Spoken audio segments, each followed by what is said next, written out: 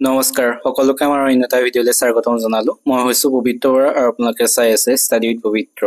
আমি D.El.Ed G এন্ট্ৰান্স exam প্ৰিএন্টি test তাৰ বাবে যি ইম্পৰ্টেণ্ট কুৱেশ্যন সেই কুৱেশ্যনসমূহ লৈ আহিবলৈ চেষ্টা কৰিছো। এইটো পাৰ্ট 3 আগৰ যদি দুটা দিয়া আছে সেই দুটা যদি আপোনালোকে চোৱা নাই তেন্তে সকলোৱে চাব। আমি ইম্পৰ্টেণ্ট কুৱেশ্যনসমূহ লৈ আহিবলৈ চেষ্টা কৰিছো যিসমূহ আগৰ বছৰসমূহত আহি থকা দেখা গৈছে। গতিকে সকলোৱে ভিডিঅ'টো শেষলৈকে চাব।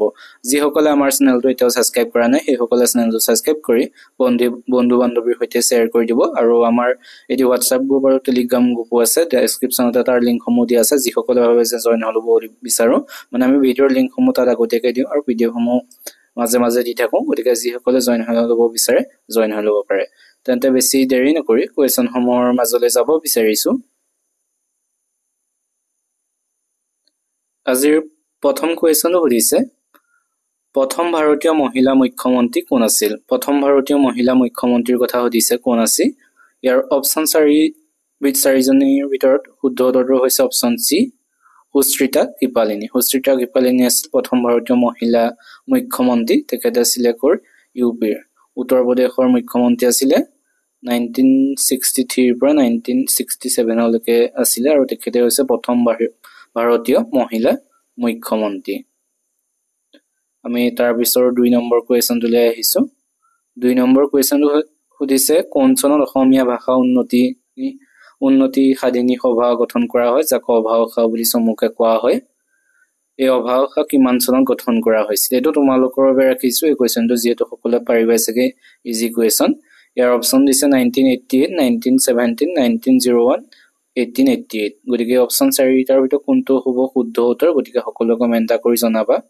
আৰু যি অভাষা অসমীয়া ভাষা উন্নতি সাধিনী সভা, ইয়াৰ প্ৰথম সম্পাদক আছিলে শিৱৰাম শৰ্মা বৰদলৈ। এইটো জনাই দিছো, মনত ৰাখিব সকলোৱে। শিৱৰাম শৰ্মা বৰদলৈ আছিলে প্ৰথম সম্পাদক। গতিকে তোমালোকে কমেণ্ট কৰিবা কিমান চনত গঠন হৈছিল। আমি তাৰ পিছৰ 3 নম্বৰ কুৱেশ্যনটোলৈ আহিছো। 3 নম্বৰ কুৱেশ্যন সুধিছে কুৰুক্ষেত্ৰৰ যুদ্ধত অসমৰ কোনে অংশ লৈছিল? কুৰুক্ষেত্ৰৰ যুদ্ধত অসমৰ কোনে অংশ লৈছিল সুধিছে। অপশ্যন 4টাৰ ভিতৰত শুদ্ধ উত্তৰটো হৈছে অপশ্যন এ, ভগদত্ত। ভগদত্তই কুৰুক্ষেত্ৰৰ যুদ্ধত অসমৰ হৈ অংশ লৈছিল। অসমৰ আছিল তেখেত। আমি তাৰ পিছৰ 4 নম্বৰ কুৱেশ্যনটোলৈ আহিছো। 4 নম্বৰ কুৱেশ্যনটো সুধিছে ৰিক্টাৰ স্কেলত কোনটো প্ৰাকৃতিক বিপৰ্যয় জোখা হয়? ৰিক্টাৰ স্কেলত যিটো প্ৰাকৃতিক বিপৰ্যয় জোখা হয় কোনটো সুধিছে। আমি এইটো নিশ্চয় সকলোৱে পাৰিবা, যিহেতু কোৱা হয় ইমান প্ৰাবল্য আছিলে আজিৰ যি উত্তৰটো কৈ দিছো ভূমিকম্প। অপশ্যন বি টো ৰাইট এনচাৰ হ'ব। কোৱা হয় নহয় ইমান প্ৰাবল্যৰ আছিলে ভূমিকম্পটো আজিৰ। গতিকে ৰিক্টাৰ স্কেলত ভূমিকম্পৰ প্ৰাকৃতিক বিপৰ্যয় জোখা হয়। তাৰ পিছৰ কুৱেশ্যনটোলৈ যাব বিচাৰিছো। তাৰ পিছত আহিছো 5 নম্বৰ কুৱেশ্যনটোলৈ। 5 নম্বৰটো হৈছে সূৰ্যৰ ৰশ্মিৰ পৰা দেহে কোনটো ভিটামিন আহৰণ কৰে সুধিছে। গতিকে এইটোৰ ৰাইট এনচাৰ হ'ব option C, vitamin D. Vitamin D আহৰণ কৰে সূৰ্যৰ ৰশ্মিৰ পৰা। এনেধৰণৰ কুৱেশ্যনসমূহ পৰীক্ষাত অহা দেখা যায়। তোমালোকে দেখাত লাগিব এইবোৰ ইজি কুৱেশ্যন, কিন্তু এইবোৰতে বহুতে ভুল কৰা দেখা যায়। যিসমূহ ইজি বুলি লোৱা হয় সেইসমূহ যিটো ইমান চোৱা নহয়, পিছত অপশ্যনত খেলি মেলিলৈকে ভুল হৈ যায়। গতিকে এইবোৰ ভালদৰে চাবা। তাৰপিছত 6 নম্বৰটো সুধিছে ইজৰাইলৰ মুদ্ৰাৰ নাম কি? ইজৰাইলৰ মুদ্ৰাৰ নাম কি সুধিছে। অপশ্যন 4টাৰ ভিতৰত শুদ্ধ উত্তৰটো হৈছে অপশ্যন চি, চেকেল। চেকেল হৈছে ইজৰাইলৰ মুদ্ৰাৰ নাম। আমি তাৰ পিছৰ 7 নম্বৰ কুৱেশ্যনলৈ আহিছো। 7 নম্বৰ কুৱেশ্যন সুধিছে উত্তৰ পূব উন্নয়ন নিগম কেতিয়া প্ৰতিষ্ঠা হৈছিল? উত্তৰ পূব উন্নয়ন নিগম কেতিয়া প্ৰতিষ্ঠা হৈছিল সুধিছে। ইয়াৰ অপশ্যন 4টাৰ ভিতৰত ৰাইট এনচাৰটো হৈছে অপশ্যন ডি, 1995। 1995 চনত উত্তৰ পূব উন্নয়ন নিগম প্ৰতিষ্ঠা হৈছিল। এইটো মনত ৰাখিবা সকলোৱে। তাৰপিছত আহিছো 8 নম্বৰ কুৱেশ্যনটোলৈ। 8 নম্বৰ কুৱেশ্যনটো সুধিছে অসমীয়া সাহিত্যত ভাঙনি কোঁৱৰ বুলি কাক কোৱা হয়? ভাঙনি কোঁৱৰ বুলি কাক কোৱা হয় সুধিছে অসমীয়া সাহিত্যত। ইয়াত যি অপশ্যন 4জন দিছে তাৰ ভিতৰত ৰাইট এনচাৰটো হৈছে অপশ্যন এ, আনন্দচন্দ্ৰ আগৰৱালা। আনন্দচন্দ্ৰ আগৰৱালাক কোৱা হয় ভাঙনি কোঁৱৰ বুলি। কেতিয়াবা বহুতে বৰুৱা ভুল কৰি দিয়ে, গতিকে এইটো ভালদৰে মনত ৰাখিবা। আমি তাৰপিছত আহিছো 9 নম্বৰ কুৱেশ্যনটোলৈ। 9 নম্বৰ কুৱেশ্যন সুধিছে ৰাজীৱ গান্ধীৰ সমাধিস্থলক কি বুলি জনা যায়? ৰাজীৱ গান্ধীৰ সমাধিস্থলক কি বুলি কোৱা হয় সুধিছে। ইয়াৰ ৰাইট এনচাৰটো হৈছে অপশ্যন চি, বীৰভূমি ৰাজীৱ গান্ধীৰ সমাধিস্থলক বীৰভূমি বুলি কোৱা হয় আমি তাৰ পিছৰ আজি 10 নম্বৰ কোৱেশ্চন লৈ আহিছো 10 নম্বৰ কোৱেশ্চন সুধিছে মহাত্মা গান্ধীৰ সবৰমতী আশ্ৰমখন কোনখন ৰাজ্যত অৱস্থিত সবৰমতী আশ্ৰম কোনখন ৰাজ্যত আছে ইয়াৰ অপচনৰ ৰাইট এনসাৰটো হৈছে অপচন বি গুজৰাট সবৰমতী আশ্ৰমখন গুজৰাটত অৱস্থিত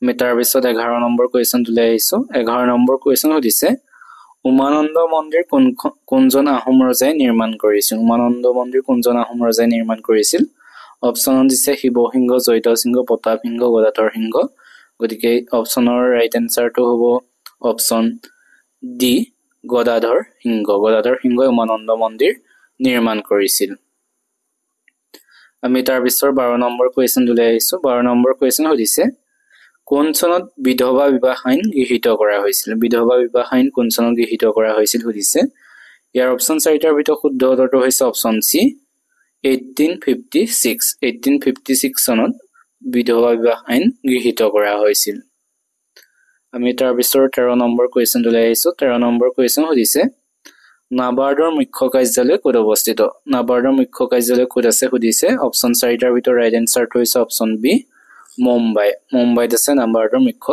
কাৰ্যালয় সমূহত কোৱেশ্চন এটা অহা দেখা যায় গতিকে সকলোৱে চাবা তাৰ পিছৰ এটা ইম্পৰ্টেন্ট কোৱেশ্চন লৈ আহিছো মোহিনীঅট্টম কোন ৰাজ্যৰ দ্ৰৌপদী নৃত্য ইয়াৰ ওপৰতো কোৱেশ্চন পাবা পৰীক্ষাত মোহিনীঅট্টম কোনখন ৰাজ্যৰ দ্ৰৌপদী নৃত্য সুধিছে লোকনৃত্যৰ দ্ৰৌপদী নৃত্য কোৱেশ্চন সমূহ অহা দেখা যায় ৰাইট এনসাৰ অপচন এ কেৰালাৰ এটি দ্ৰৌপদী নৃত্য হৈছে মোহিনীঅট্টম আমি তাৰ পিছৰ 15 নম্বৰ কোৱেশ্চন লৈ আহিছো 15 নম্বৰ কোৱেশ্চন সুধিছে কোন চনত শিলচৰ মেডিকেল কলেজ স্থাপন হৈছিল শিলচৰ মেডিকেল কলেজ কোন চনত স্থাপন হৈছিল সুধিছে ৰাইট এনসাৰ অপচন ডি 1968 চনত শিলচৰ মেডিকেল কলেজ স্থাপন হৈছিল তাৰ পিছৰ 16 নম্বৰ কোৱেশ্চন লৈ আহিছো 16 টো সুধিছে গোৱাৰ ৰাজধানী চহৰ কি সুধিছে অপচন 4টাৰ ভিতৰত ৰাইট এনসাৰ হৈছে অপচন এ পানাজী হৈছে গোৱাৰ ৰাজধানী চহৰ কেপিটেল সমূহ আহে তাৰ পিছত আহিছো 17 নম্বৰ কোৱেশ্চন লৈ 17 নম্বৰ কোৱেশ্চন সুধিছে কোনে মহাত্মা গান্ধীক জাতিৰ পিতা উপাধি প্ৰদান কৰিছিল জাতিৰ পিতা উপাধি মহাত্মা গান্ধীক কোনে প্ৰদান কৰিছিল সুধিছে অপচনৰ ৰাইট এনসাৰটো হৈছে অপচন